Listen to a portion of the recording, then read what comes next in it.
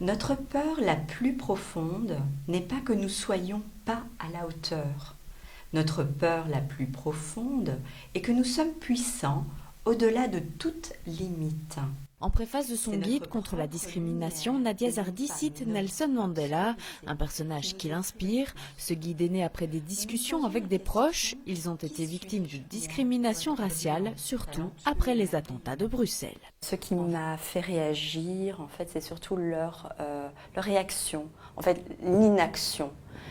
Et donc ça m'a donné l'idée d'écrire un guide. Je me suis dit, tiens, qu'est-ce qui empêche les gens de dénoncer? Eh bien, c'est simplement le fait qu'on ne sait pas qu'il y ait des institutions, le fait qu'on pense que c'est compliqué alors que ça ne l'est pas. Dans son guide, l'Anguiennoise prend des cas réels de discrimination et pour chaque situation, elle explique comment réagir, quelle institution interpeller. L'autrice comprend que tout le monde ne veuille pas aller en justice car cela peut être long et coûteux, mais simplement dénoncer, c'est gratuit. On peut le faire facilement via les institutions qui sont en Belgique, là, aidantes, gratuites.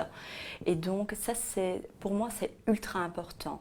Parce qu'en fait, au plus on dénonce, au plus la situation est donc prise en considération, les pouvoirs publics voient qu'il y a un problème avec ce cas de discrimination. Nadia Zardi reprend toutes les institutions francophones qui peuvent aider les victimes. Il y a notamment le MRAX avec qui elle a collaboré pour écrire son livre. Les juristes du MRAX, des dames extraordinaires, vraiment, elles m'ont beaucoup aidée, elles ont pris à cœur mon projet, elles m'ont donc bien indiqué quelle procédure faire face aux différents cas que j'ai mis dans le guide. Donc la marche à suivre en fait, vraiment de manière simplifiée. Le guide de l'autrice ne s'adresse pas uniquement aux victimes. Nadia y a aussi un message pour les auteurs des discriminations raciales. Dans notre pays, en Belgique, on ne peut pas dire n'importe quoi. On doit modérer ses propos, respecter les uns les autres.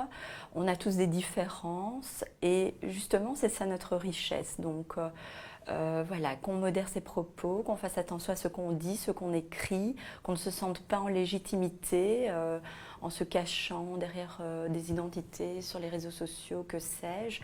C'est condamnable. Nadia Zardi ne comprend pas qu'on puisse encore tenir des propos discriminatoires en 2020, des propos qui ont des conséquences. Cela empêche de se développer personnellement parce qu'on a toujours cette peur en soi, on se dit ah non, je ne peux pas avoir ce job-là, je ne peux pas aller dans cet endroit-là parce que je suis d'une telle couleur, d'une telle religion. Et ça, c'est inacceptable. Avec ce guide contre la discrimination, Nadia Zardi espère libérer la parole des personnes victimes de discrimination raciale.